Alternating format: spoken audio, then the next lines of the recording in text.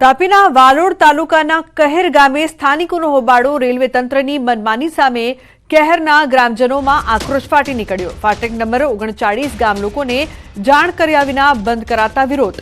Udhna Jalgaon Tapti railway line પર કહેર ગામે ફાટક નંબર 39 બંધ કરાશે તો ગામના ખેડૂતો વિદ્યાર્થીઓને મુશ્કેલીનો સામનો કરવો પડશે, જેને લઈને ગ્રામજનોમાં રોષ ફાટી નીકળ્યો છે। ત્યારે ગ્રામજનો દ્વારા ફાટક ખુલ્લી રાખવાની માંગ કરાઈ છે। 40 નંબર પર અમારી ડેરી છે તો ત્યાં અને શિક્ષણ બાબતમાં છોકરાઓ પ્રાથમિક સ્કૂલ અમારી 40 નંબર અંડરપાસ છે ત્યાં આવેલી છે તો છોકરાઓને પણ હેરાનગતિ થાય છે અને પબ્લિક કહેરગામનો હેરાન થાય છે। તો અમારે 39 નંબર ફાટક જ્યાં સુધી સોલ્યુશન નહીં આવે ત્યાં સુધી અમે બંધ કરવા દઈશું નહીં। આજ રોજ કહેરગામે ભેગા થયેલ કે જેમાં ફાટકની સમસ્યા માટે કે જે વસ્તુ અમારી પાસે કોઈ વિકલ્પ રસ્તો નથી ને જાણ કર્યા વગર આ રેલવેવાળા 39 ફાટક બંધ કરવા માટે આવી ગયા છે। અગાઉ પણ અમે કોઈ એની પરમિશન આપી નથી। તો દ્વારકામાં રહેણાંક વિસ્તારમાં આગ લાગતા દોડ ભાગ મચી છે। રેતવાપાડા વિસ્તારમાં અચાનક આગ લાગી, ખુલ્લા પ્લોટ અને ખાલી મકાનમાં આગ લાગતા સ્થાનિકોમાં નાસભાગ મચી હતી। ફાયર બ્રિગેડની ટીમે આગ પર કાબુ મેળવ્યો। આગમાં ઘરવખરી બળીને ખાખ થઈ છે। આગ લાગવાનું કારણ અકબંધ છે, કોઈ જાનહાનિ નહીં।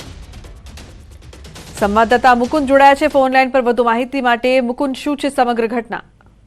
લોબના વાત કરવામાં આવે તો યાત્રાધામ દ્વારકામાં આવેલ રેતવાપાડા વિસ્તારમાં રહેણાંક વિસ્તારની આસપાસનો જે વિસ્તાર છે તેમાં આગ લાગવાની ઘટના બની હતી। આગ લાગવાના કારણે લોકોમાં પણ નાસભાગ મચી હતી। ત્યારે વાત કરીએ તો રેતવાપાડા વિસ્તારમાં જે ખુલ્લો પ્લોટ અને એક ખાલી મકાન હતું તેમાં આગ લાગવાની ઘટના બની હતી અને આગ લાગવાની ઘટના બનતા જે દ્વારકાની ફાયર વિભાગની 2 ગાડી સ્થળ પર પહોંચીને આગ પર કાબુ મેળવ્યો હતો, પરંતુ સદનસીબે આગમાં કોઈ જાનહાનિ નથી થઈ અને આગ લાગવાનું કારણ અકબંધ છે। જી બિલકુલ, આભાર સમગ્ર માહિતી બદલ।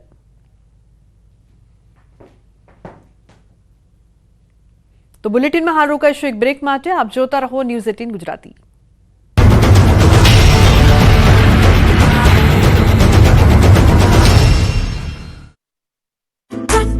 નમસ્કાર, આપ જોઈ રહ્યા છો ગુજરાતની number 1 news channel news 18 Gujarati. આપણું ગુજરાત સાથે હું છું સિદ્ધાર્થ ધોળકિયા। મહત્વના સમાચારથી કરીએ શરૂઆત। ભરૂચ હાઈવે પર એસટી બસ અને ખાનગી લક્ઝરી બસ વચ્ચે અકસ્માત, 16 ને ઈજા। અંકલેશ્વર નજીક નેશનલ હાઈવે નંબર 48 વહેલી સવારે મોતની ચીચિયારીઓથી ગુંજી ઉઠ્યો। અંકલેશ્વરની વાલિયા ચોકડી નજીક આવેલ આમલખાડીના ઓવરબ્રિજ પર ખાનગી લક્ઝરી બસ અને સરકારી એસટી બસ વચ્ચે અકસ્માત સર્જાયો। અકસ્માત સર્જાતા ખાનગી લક્ઝરી બસ પલટી ગઈ તો એસટી બસ પણ માર્ગની બાજુમાં ઉતરી ગઈ।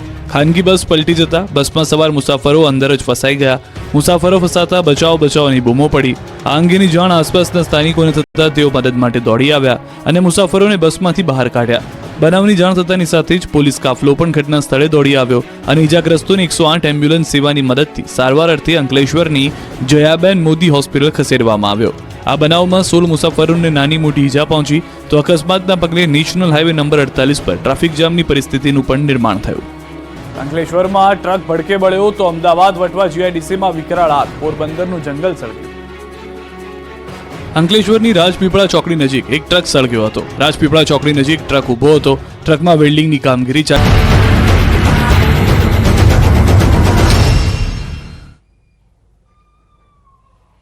તો બાંગ્લાદેશમાં હિન્દુઓ પર અત્યાચારના પડઘા અમદાવાદમાં પણ પડ્યા છે। હિન્દુ હિત રક્ષા સમિતિ કર્ણાવતીએ પણ બાંગ્લાદેશમાં હિન્દુઓ પર થતા અત્યાચારનો ખુલીને વિરોધ કર્યો અને રિવરફ્રન્ટ પર વિશાળ માનવ સાંકળ રચીને દેખાવ કરીને વિરોધ કરાયો, જેમાં સંતો મહંતો તેમજ રાજનેતાઓ પણ જોડાયા હતા। તમામ લોકોએ માનવ સાંકળ રચીને બાંગ્લાદેશમાં હિન્દુઓ પર થઈ રહેલા અત્યાચારનો વિરોધ કર્યો, સાથે જ અત્યાચારો બંધ કરવાની માંગ કરી। આ વિરોધ પ્રદર્શનમાં મોટી સંખ્યામાં લોકો પણ જોડાયા। સવારે વલ્લભ સદનથી ઉસ્માનપુરા રિવરફ્રન્ટ પાર્ક સુધી માનવ સાંકળ રચાઈ હતી, સાથે જ ખાસ સભાનું પણ આયોજન કરાયું હતું। સભામાં જગન્નાથ મંદિરના મહંત દિલીપદાસજીએ અત્યાચારોને ખૂબ શરમજનક ગણાવ્યા અને સૌને એકજૂથ થવાની જરૂર પર ભાર મૂક્યો। તો ભાડજના હરે કૃષ્ણા મંદિરના શ્યામચરણદાસે કહ્યું કે બાંગ્લાદેશમાં મંદિર પર હુમલા, મૂર્તિઓ ખંડિત થઈ રહી છે, જે સામે કઠોર પગલાં લેવા જોઈએ। તો આરએસએસ ગુજરાત પ્રાંતના ભરતભાઈ પટેલે કહ્યું કે બાંગ્લાદેશમાં હિન્દુઓનું મનોબળ વધારવા આપણે એકઠા થયા છીએ। અક્ષર વત્સલ સ્વામીએ કહ્યું કે આવતીકાલે મોક્ષદ એકાદશી છે। આવતીકાલે ભગવાન ગીતા સૌને વિતરણ કરીએ. હિન્દુઓના ટાર્ગેટ કરીને અત્યાચારો શરૂ થયા એકદમ નિંદનીય છે. આ પ્રકારે ક્રૂર અત્યાચારો, પુરુષોની હત્યા, મહિલાઓ પર બળાત્કાર, લૂંટફાટ, કોઈ ત્યાં સેફ જ નથી. અને આશ્ચર્યની વાત એ છે કે દુનિયામાં જે માનવ અધિકારની વાતો કરતા મોટા મોટા લોકો, મોટા મોટા સંગઠનો, મોટા મોટા દેશો એ પણ ચૂપ છે. આ બધાની આંખો ખોલે એટલા માટે આજે દેશભરમાં આ પ્રકારે પ્રદર્શન થઈ રહ્યા છે. અને એના ભાગરૂપે જ કર્ણાવતીમાં એક વિરાટ માનવ સાંકળ એ બની છે. ધર્મના આધારે જે ક્રૂરતા થઈ રહી છે એ બંધ થવી જોઈએ. દુનિયામાં દરેક મનુષ્યનો માનવ અધિકાર છે અને જીવવાનો અધિકાર છે. એ સંદેશ દુનિયાએ હવે આ પ્રકારના તત્વોને આપવો પડશે. આટલી મોટી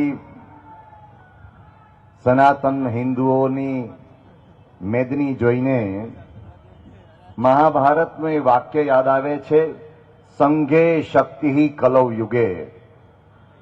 કલયુગમાં શક્તિ એકતામાં રહેલી છે. અને આજે બાંગ્લાદેશમાં હિન્દુઓ પર જે અત્યાચારો થઈ રહ્યા છે એની સામે એકમાત્ર કોઈ શક્તિ, એકમાત્ર કોઈ શસ્ત્ર હોય તો એ આપણી એકતાનું શસ્ત્ર આપણે ઉઠાવવાનું છે. આજે આપણા સનાતન ધર્મીઓ એમનો જે માનવ અધિકાર, બાંગ્લાદેશમાં જે વસી રહ્યા છે એમનો માનવ અધિકારની સુરક્ષા કરવી હશે તો આપણે આપણું કર્તવ્ય પાલન કરવું પડશે. આપણે કઈ ત્યાં બાંગ્લાદેશની અંદર જઈને ત્યાં ઉત્પાત કરનારાઓને ઉપર તો આપણે જઈ શકવાના નથી, બોર્ડર ક્રોસ કરી શકવાના નથી, પરંતુ ત્યાં રહેલા હિન્દુનું મનોબળ વધારી શકીએ છીએ કે અમે તમારી સાથે છે.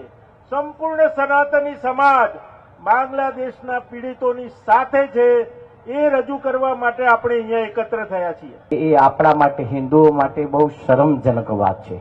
હિન્દુ સમાજ આટલો આપણો મોટો વિશાળ સમુદાય, આપણી આટલી મોટી સંખ્યા હોવા છતાં એ અલ્પ નાનું બાંગ્લાદેશ આટલું આપણા ઉપર, આપણા સંતો મંદિરો તોડી નાખતા હોય, મૂર્તિઓને ખંડિત કરી દેતા હોય, તો બાંગ્લાદેશના આ જે કાર્ય થઈ રહ્યું છે એમાં આપણે સૌ એક બની, નેક બની, હિન્દુ સમાજ એક બની એનો વિરોધ વ્યક્ત કરી અને માનનીય વડાપ્રધાન શ્રી નરેન્દ્રભાઈ અને એવા આપણા યશસ્વી ગૃહમંત્રી શ્રી અમિતભાઈને પણ રાજ્ય સરકાર પણ આમાં ધ્યાન આપી અને કેન્દ્ર સરકાર પણ ધ્યાન આપી જેમ બને એમ જલ્દીમાં જલ્દી બાંગ્લાદેશમાં શાંતિ, આપણા હિન્દુ સમાજને શાંતિ સ્થપાય, શાંતિથી એમને